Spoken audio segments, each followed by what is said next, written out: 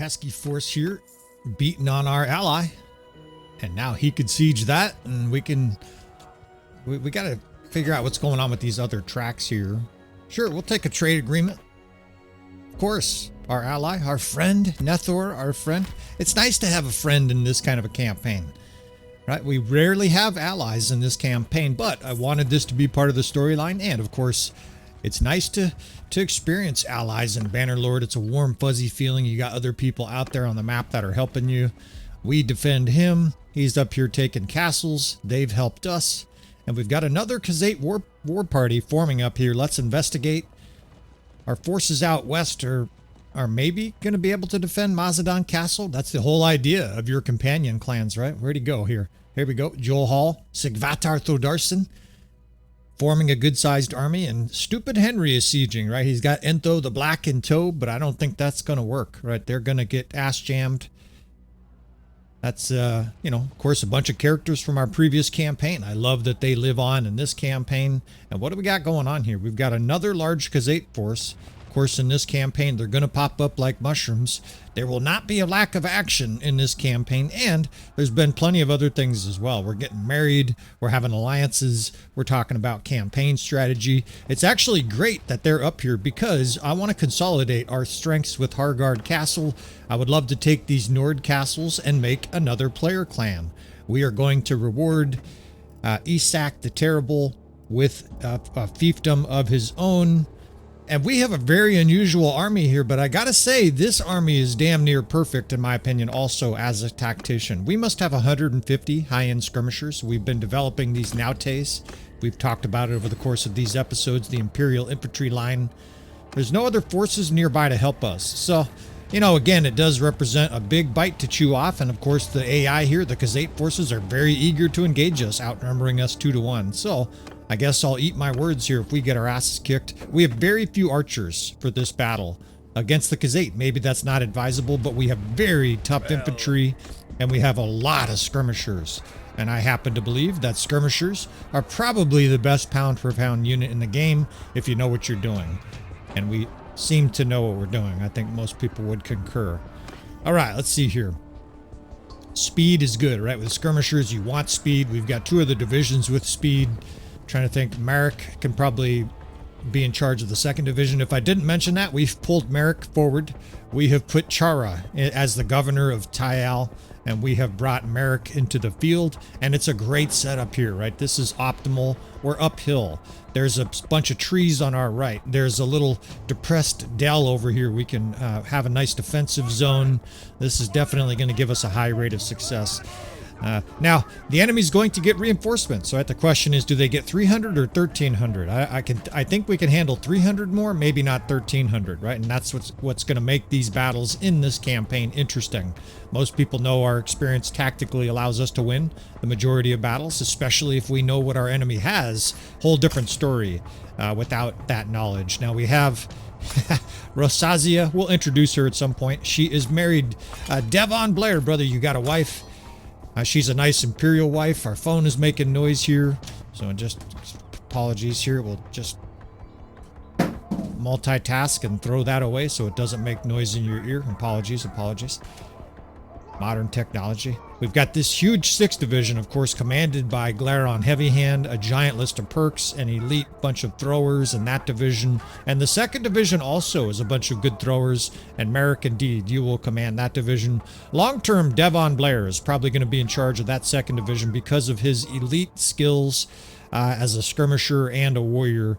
Thunar Blair, if you're wondering why I'm calling him Devon. And I hope it's all right. Otherwise, this guy's going to be infuriated. This is another one of our supporters. That cat's out of the bag, so I guess you can sue me. I don't have a lot of money, though, brother, so if you're offended by that, you know, don't expect too much money for it. And again, it's an honest mistake. You guys need to be specific about things if you don't want me to use your name, just like the Disaster of War series. Now, look how beautiful that is, right? We've got about 80 Huskarls. Maybe not quite 80. There's probably 60 in there. I see Rosazia's in that division as well, holding up her shield. Good job. She's got like 20 weapon skill. She's basically along for the ride here. And this right side, I think we can defend. A combination of trees, archer division, and a skirmisher division. We could put shock troops behind them. We're almost certainly going to get filled with arrows in this battle, right? So we're going to have to use We're going to have to use a lot of defensive mechanisms. We don't have the archers to spar with the enemy. But we've got lots of pointy sticks that we can throw, right? So it's an old-fashioned medieval battle here. Skirmishers versus archers. Now, horse archers, it's a problem. We're going to get circled, but we've got such tough infantry here. Once we get this momentum in this battle, boy, we're going to have a steamroller downhill.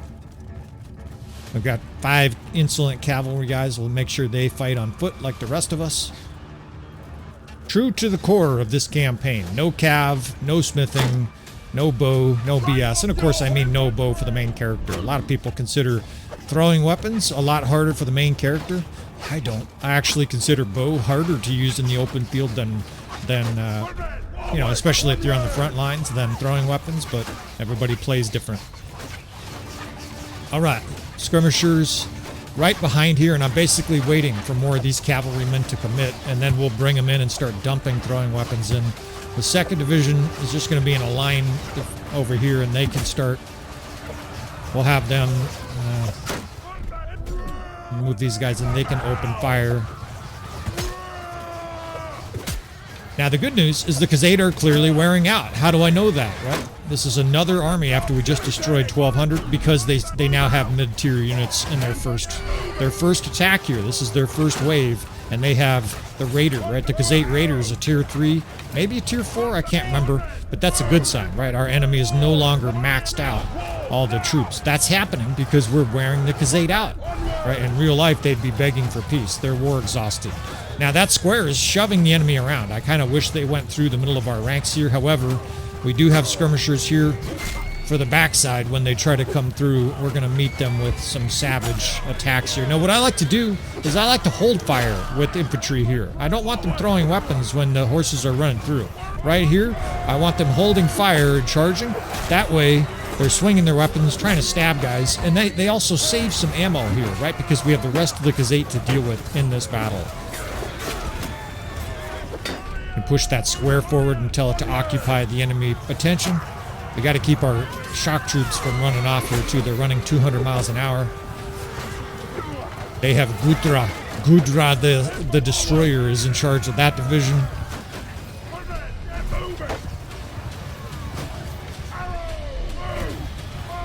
Glaron Heavyhand loves Gudra. Gudra and Eric the Red, those are his 2 favorite kids. No offense to Thunar Blair and the rest of you guys. Somebody's got to be the favorite kids. And Thunar Blair, you're going to have plenty of a role in this campaign. He's going to be a badass infantryman for the people, and there aren't too many, but there's 3 or 4 other supporters that have characters that are the children. The days are moving along here, right? And again, I don't know how long this campaign's going to go. There's a possibility that I split this campaign. And what I mean by that is that there's 30 episodes and then a little break, an intermission. And then it resumes. And the reason for that is my wife are very active in the summer. Very, very busy. We're also going to do some traveling in Europe and whatnot. So I'll do my best to keep it steady here, and let's break these guys into a line so they just absorb every arrow here, so our skirmishers are free to shoot. Your skirmishers won't throw their throwing weapons if they're being shot. They'll hold their shield up instead. So I like putting a line of Huskarls right here in front. They can absorb all the arrows. They're tough as fuck. They can move forward. The skirmishers now behind can unload hell, and they're going to dump tons of javelins and throwing axes in here. Why? Because they're unencumbered. They're not being hit by arrows. They don't have to defend. 2nd Division, oops, the 3rd Division is moving so fast. Look at they rampaged all the way to the front lines already. And it's just a hail of darts here, as it's our turn to use projectiles. You fuck Khuzaits. You fucked with the wrong Viking, right? I love that Glaron Heavyhand. It's just a medieval gangster. You fucked with the wrong guy. It's so fun to roleplay, right? You gotta have a badass here.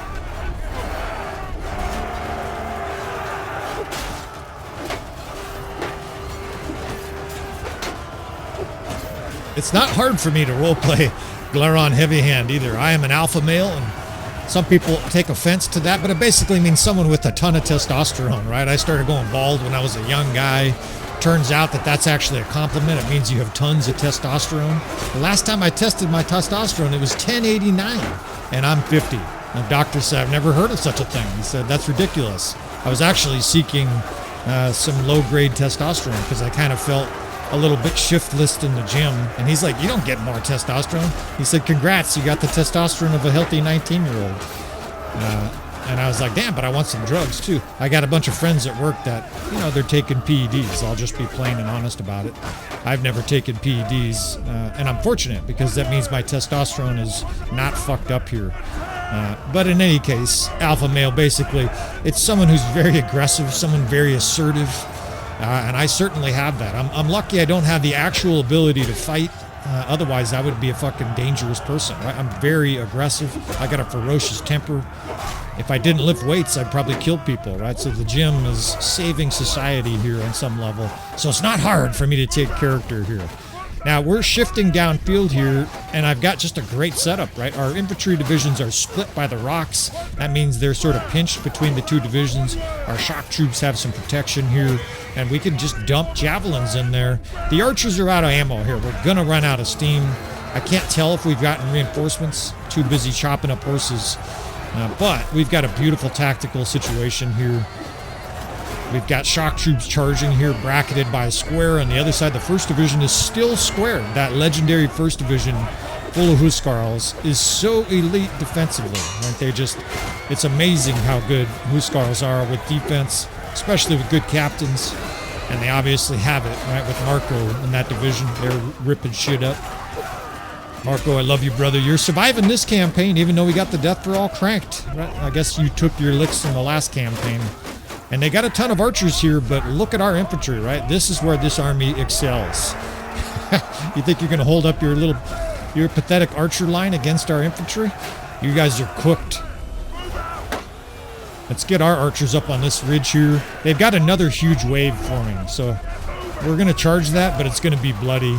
We got to get a flank here with the 6th Corps, so let's get them up this hill. Look at the arrows and the shields here. Look at these beasts. You guys are all getting fucking medals. They'd be draped with medals if I was in charge.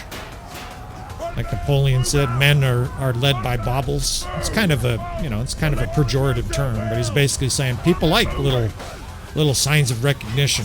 Medal of Honor and what do they have, the Legion of Honor in the French army, right? People like that kind of recognition. They can proudly wear their medals and shit like that. We are a superficial being, human species here, and that is a lot of Khuzait, but we're still going to charge it. That is over 1,000 Khuzait right there. That is awesome looking, and we're going to bore right the fuck into it. No fucking fear. The alpha male in me says, fuck your little army here. Charge. I'm going to push our 6th Corps all the way through them. That way nobody can escape. It'll probably result in its demise. And maybe even my own demise here, but I don't give a fuck. Aggression. We're going to be aggressive. Got cavalry coming through behind here. Don't think so, friends. Alright, now they're behind, enveloped, charge, and we're enveloping a force twice our size. At least twice our size here. So it's audacious. There's going to be some death here. But these guys are going out in a blaze of glory, not skulking in the corner. We still got a good amount of health here too, right? So we could definitely fight it out for a while. There's always a peasant that's the most dangerous, right? I never worry about the dark hands. I worry about a man with a scythe. He did a lot of damage to me, and I have elite armor. Oh shit. The peasant beatdown is coming too. Our 6th Corps is starting to melt. The 1st is still in a square. I could take shelter there. The 3rd looks like it's gone. The archers are surrounded. And we are going out in a blaze of glory here. We are getting swallowed up. But we're going to take some of you fuckers with us. Get off my square.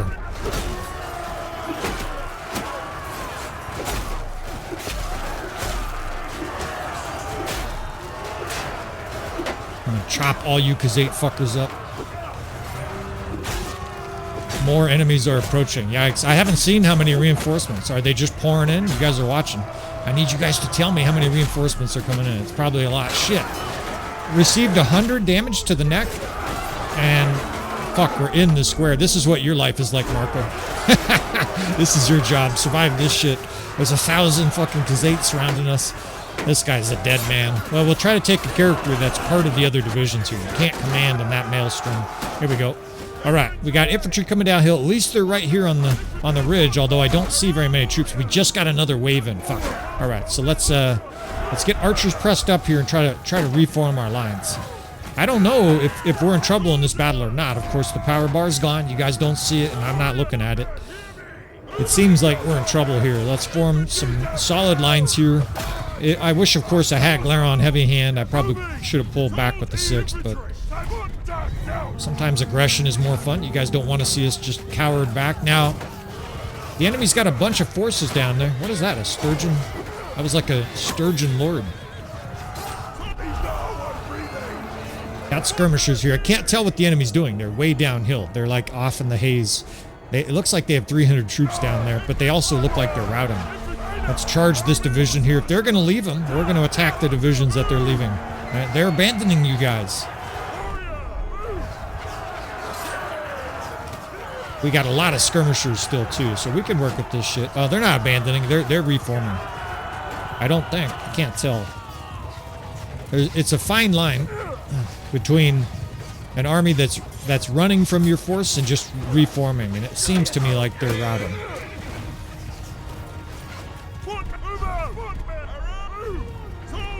There's a bunch of archers over here. Let's attack our right with our right flank over here. And I got this. This is like a Monopoly on. I better get back. I'm gonna get shot to pieces here. Hurry up, man. See, this is the thing. With your reinforcements being so far away, it's taken us a hot minute just to get our forces here. It does seem like at least those 300 forces routed off the field. They're running as far as away. That's not a force that's reforming unless there's a picnic down there. They're like 200 yards away. We'll kill these archers here. And it might be that we destroyed the morale of that Khuzait foot troop. It was about 300 forces. Some forces will rout while others are coming up. It's a good... Our wife is gaining levels, and there's villagers joining. So we might have to tinker a little bit with the reinforcement system because I don't think they can win this battle. Not with forces routing.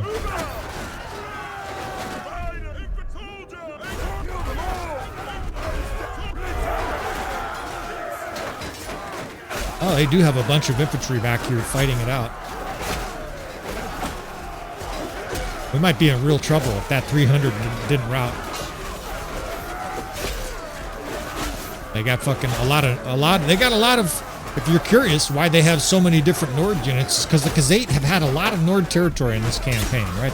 Obviously a Gilting castle. They've had a couple, 3 other castles. For a long time they owned Hargard too, right? So the Khuzait are going to have Nord forces, at least until we wipe them out, right? These are all Skuz rebel Nords that joined the other kingdom here. But we got this shit now, right? We're starting to roll. These guys are surrounded. I saw villagers join, but making that 300 or more Khuzait force rout here in the middle of this battle is going to lead to victory. It looks like we've got 400 troops left, though, so even if there was more, you know, we'd still be able to... Lots of pointy sticks here. These are all like the Coast Guard, right? And the shipmates, we have at least 120, 130... Imperial skirmisher units, right? We've been leveling them up. It's the one unit that the Nords really lack. And I said it before, we're not going to handicap ourselves in this campaign. We're going to use the best units from any kingdom. We're not using cavalry. We have enough handicaps. And a beautiful screen here, right? Nobody died. A beautiful victory. 2,000 Khuzait killed, and we only had 800 losses. Actually, 800 is a lot. It was bloody. What can you say, right? Gulta, 9 kills. The companions ripped it up. You guys will have to forgive me. I'm not going to focus on every... What's this shit? On the companions every battle. I'm going to command this shit. This is bullshit. They routed, and now I can't stay on my feet here. So, yeah, look at that. We'll lose an auto-resolve here. Fuck no. I'm not losing this. I'm going to command this. This will just take a few minutes. And you know what? I guess in a little tiny way here, it can function as a small-scale tutorial. None of you guys probably need any help. Most of the guys that watch the channel are probably, if not elite tacticians, on their way. And I'm going to use this little dell. This is the same position we started with here. You can basically make a castle structure. It's a reverse slope decline for archers, and you'll be able to see it because I can't actually get down to the field level. When you get this option with the RTS mod, what it's basically saying is for some reason, you're not allowed to command a unit from the ground. I can't fight. But we can play, you know, we can play a god from ordering our troops around from the cloud. From the cloud. Not the Amazon Web Service, you know what I mean. All right, so 2 different bracketed infantry divisions with skirmishers on our left here. That is in case the horse archers circle, and we'll be able to surround them. Although, I'm looking at their army. They don't really have horse archers. They have 10. That's 6th division. Do they have any horse archers? And you see how effective this is going to be. They're going to charge right through the middle of that gap. I don't think they have any horse archers. You know what you do here then? You flank with this 6th division. It's very easy to go from defense to offense with this skirmisher division. I don't think they get the banner. In fact, I don't see any banners. That's the thing a lot of guys don't know. You must have the banner in somebody's hand to get the banner bonuses, right? So if your captain is alive, they get all the captain bonuses. If your banner's on the ground, though, you don't get all the banners, right? So we're not getting captain bonuses here, neither are we getting banner bonuses, but I don't think it's going to matter. The AI is in defeat formation. We're going to surround him here with skirmishers uphill, and I'll walk you through this, right? We're basically bracketing the enemy. I've got shock troops in the 2nd division on the right. Over here, we have the 1st division. We're going to square it with archers and skirmishers behind him, and I'm just going to shove this square right through the enemy wave. It's tough infantry. Well, it's tough for what we have on the field here. We have a lot of weak troops. And if we get reinforcements here, we're cooked, right? If the enemy gets a bunch of troops, we're fucked, because I've got a whole bunch of peasants and weak troops here. So you send a square in, then you just send it away from the enemy, or away from you is more accurate. What happens is all your throwing weapons hit the enemy in the back while they're pursuing your square. These guys are being lit up with javelins, and the death spam is just fizzing. The 2nd division over here can now charge at the 3rd division. And that'll be about all they wrote on this battle. We can move up a few divisions here just so it's a little bit more efficient. Move that square towards the archers. Very simplistic tactics, or at least at this stage feels simple to me, but amazingly effective, right? This would be a close battle. If we didn't do tactics, we might even lose. The auto-resolve was clearly starting to favor the enemy, so well, you guys can forgive me, and I think I'll just include this as part of the episode. Never hurts to have a 5-minute tutorial snuck into the campaign here, and you know, 70 losses and 300 kills. I'll take that with weaker troops. And they do have a bunch of Sturgeon units and non-Khuzait units in this Khuzait force. So, all right, so a Gilton Castle is next. I would love to take Ulukshorn Castle as well. And I think we're going to give Hargard to Isak the Terrible. This guy's been a great supporter of the channel for a long time, both on Patreon. He's also helped us with mods. He's made an Overhaul mod for us. I really appreciate it, Isak. We're going to make you the governor. Well, more accurately, you're going to make you the overlord of Hargard. It does make our Eastern Front more vulnerable because it has nothing to do with Isak the Terrible, but the AI is terrible managing cities, right? Even your player clans, they will drop a garrison to 300-400 even if you pile money on them. They won't keep it where we have it, right? There's 500 and something troops at Hargard. They will, in fact, we're going to go steal a bunch of troops from Hargard before we give Isak Terrible control of it. That seems to make the most sense to me.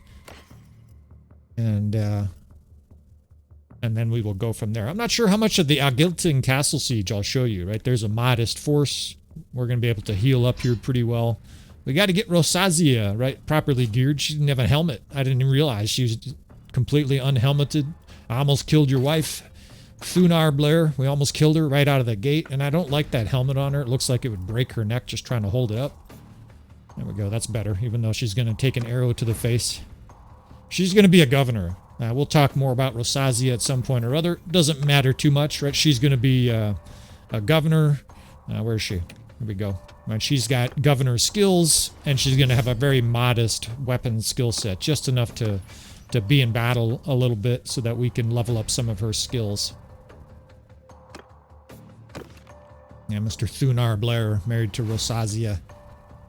And again, we're gonna blaze through that because at some point or other we're gonna have like 8 wives in this campaign or more, right? Glaron Heavyhand I think has 7 male children. Right now in the east, this is good, right? It says they're going to a point. I wish they were attacking. Attack at a point. But we can count on Joel Hall covering behind us here, right? They've got using a lot of influence here. We've got Embers of the Flame. I don't know if I mentioned that. We lost one of our clans. We lost the Company of the Boar, so we added this Embers of the Flame. It's those terrible, unarmed, one-handed fucking warriors, but at least it's troops in the field, right? It's troops for our vassals to call. We're still allied. 3 more quarters here, right? So We roll on. Our allies sieging Vladiv Castle. We siege Agilting, maybe Ulukshorn next. And our empire, I dare say, is expanding, and it doesn't seem like anything can stop us. But we shall see.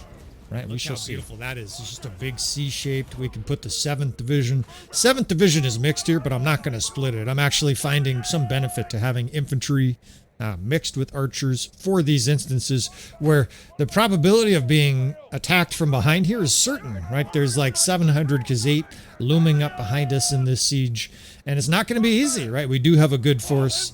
We do have the experience to handle these repeated assaults from behind us here, but you know, it's trying because you're in a two-way battle in these sieges. I think it's absolutely one of the best parts of any mod for Bannerlord, and so I continue to thrill to it, even though this siege probably is going to be a nothing burger, right? There's not very many defenders in there. This is one of the hardest castles to defend in the whole game, and the AI doesn't do a whole lot better.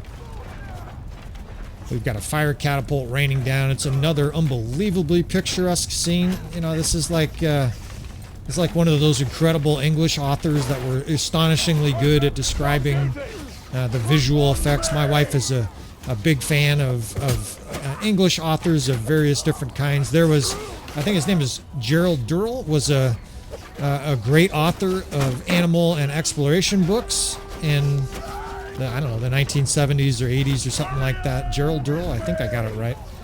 And his descriptive ability is just incredible, right? And it's basically the ability to use beautifully written literature to put you right in the action. This guy was an explorer, kind of in the last stages of colonialism, where the English were running around like lords, and you know, a bunch of non-English people were basically their servants. Damn it, you idiots with the ladder. I'm getting all stuck up here while I tell my story. And we're probably not going to save this keep defense anyway, so I'll just keep on blabbering. In any case, this game really does seem like, you know, a fancy English novel written to perfection, where it just puts you there. We'll listen to a Gerald Durrell audiobook. He's spectacularly funny, too. If you guys, Americans especially, never heard of Gerald Durrell, especially if you want a little ASMR, or you're the kind of guy who likes a nice audiobook for a road trip, give it a shot, man. His stories are great. It's animal related, right? If you hate animals, well, you're not my friend, right? I love animals, and the Gerald Durrell books, there's a bunch of them, are really fucking good, and they're almost all true stories, I think, right? It's basically his experiences as an animal lover. You fucking horses. Get in my way, stagger my character, you're gonna suffer. All right, we're gonna blast these infantrymen here, and I said earlier, you know, if you guys want 400 episodes, then you're going to get battles like this, where we have the enemy completely fucked on both sides, right?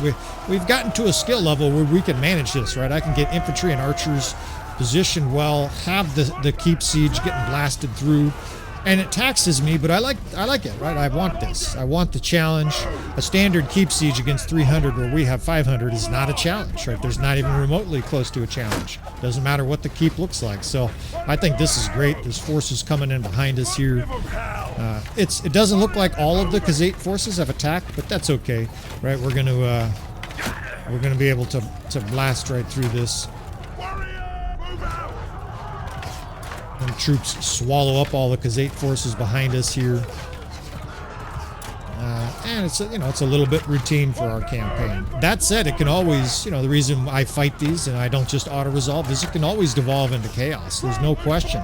All of a sudden there could be 1,800. Genghis Khan could roll in with an army of 4,000 and we just get captured for sure. That's how this campaign is going to be, and it's going to be a little bit like the fire service in that regard. What I mean by that is our occupation is often given the aphorism, it's let's split a division here and keep that siege tower going. Our occupation is often seen as 20 hours of boredom and 4 hours of terror, because there's long periods of just waiting for shit to happen, and the next thing you know, you have a huge house fire right next to a propane tank, or a horrific car accident where people are dying if you don't make quick, decisive action. So it's like that for the campaign here, and what I mean by that here, as more troops come in, you never know. God, the lighting is spectacular as it shines through this door.